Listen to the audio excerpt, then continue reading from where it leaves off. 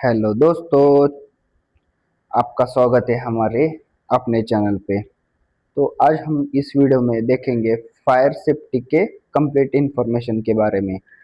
इस वीडियो में हम देखेंगे फायर क्या होता है, फायर के एलिमेंट क्या क्या होते हैं, फिर हम देखेंगे फायर ट्रायंगल क्या होता है, आगे जाके देखेंगे फायर टेट्राहेड्रन क्या होता है, फिर हम देखेंगे क्लासेस ऑफ फायर क्या रहता है, फिर हम देखेंगे टाइप्स ऑफ फायर एक्सटिंग्विशर क्या रहता है, फिर हम देखेंगे मेथड ऑफ फायर एक्सटिंग्विशिंग कैसा रहता है। तो चलिए चालू करते हैं। ये वीडियो लास्ट तक देखिए और हर एक इंफॉर्मेशन को ध्यान से देखिए। What is a fire? Fire क्या है? फायर का डेफिनेशन क्या है?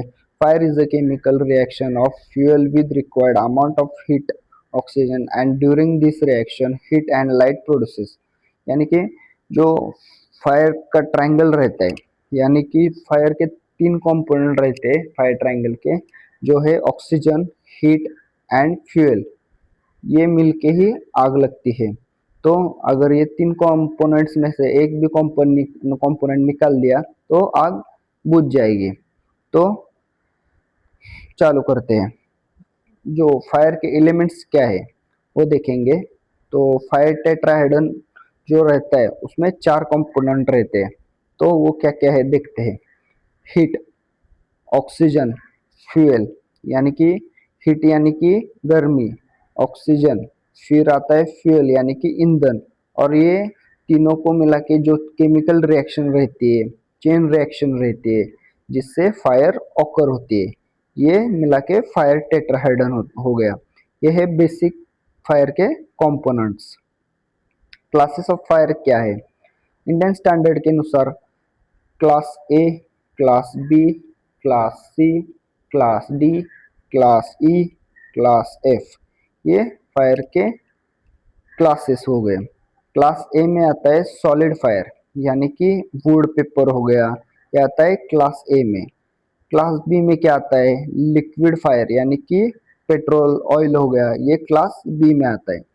क्लास सी में क्या आता है? गैसेस फायर यानी कि एलपीजी हो गया। ये फायर को क्लास सी में कैटेगराइज किया हुआ है। क्लास डी में क्या आता है? तो मेटल फायर हो गया। क्लास ई यानी कि इलेक्ट्रिकल फायर, ये आता है क्लास ई में। क्लास एफ क्या है? जो किचन फायर रहती है वो क्लास एफ में आती है। ये हो गया classes of fire.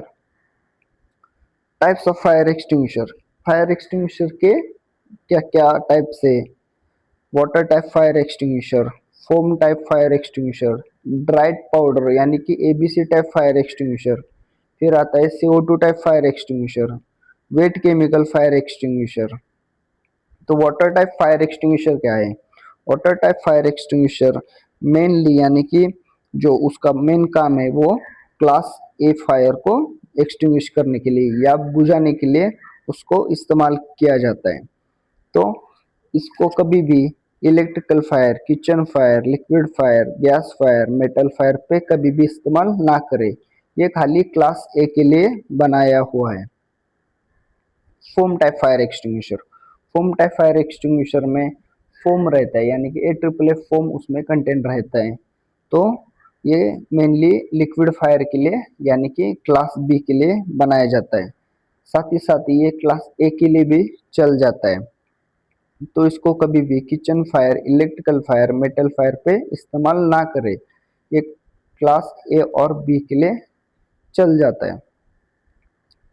Dry powder type fire extinguisher, ये एक स्टैंडर्ड फायर एक्सटिंग्विशर है। ये क्लास ABC यानी कि ABC फायर एक्सटिंग्विशर इसको बोलते हैं।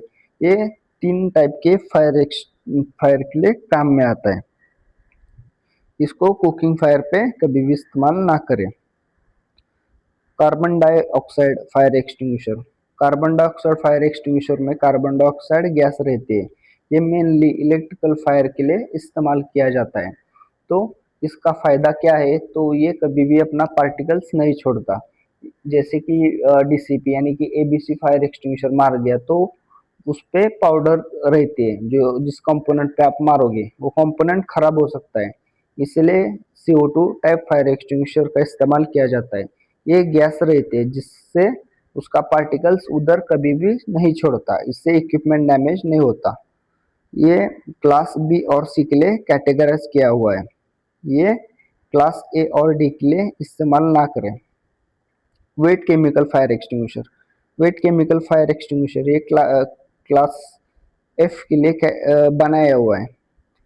इसको कभी भी flammable liquid gas fire, electrical fire और मेटल फायर पे इस्तेमाल ना करें। ये खाली क्लास एफ के लिए बनाया हुआ है।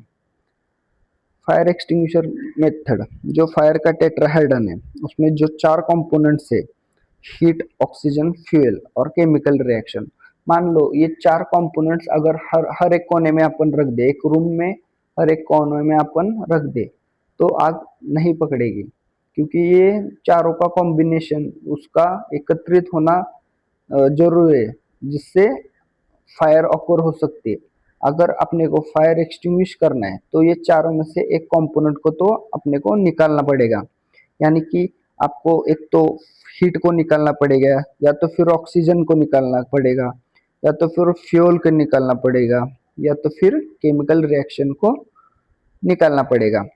तो इसके लिए जो प्रोसेसेस है उसमें कूलिंग प्रोसेस, यानी कि हीट को रिमूव करना, अपन जैसे लकड़ा वगैरह कुछ जल गया तो उस पर पानी मारते तो वो कूलिंग प्रोसेस हो गया, जिससे आग ठंडी होती है, तो वो कूलिंग प्रोसेस में आता है।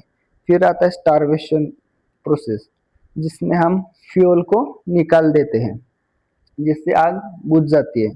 अगर ईंधन ही नहीं रहेगा तो जलेगा क्या, इसलिए उसको फ्यूल निकाल देते हैं। फिर आता है स्मूदरिंग प्रोसेस, स्मूदरिंग प्रोसेस यानी कि ऑक्सीजन को निकालना। फिर आता है चेन ब्रेकिंग रिएक्शन, ये तीनों का अगर चेन रिएक्शन नहीं हुआ, यानी कि ये तीनों कंपोनेंट्स को अलग अलग रखा, तो आग नहीं लगेगी। तो ये हो गया फायर एक्सटिंग्विशन का मेथड हो गया। तो इस वीडियो में आपको कंप्लीट इंफॉर्मेशन दिए गई हुए हैं। आपको किस सब्जेक्ट पे वीडियो चाहिए वो कमेंट में जरूर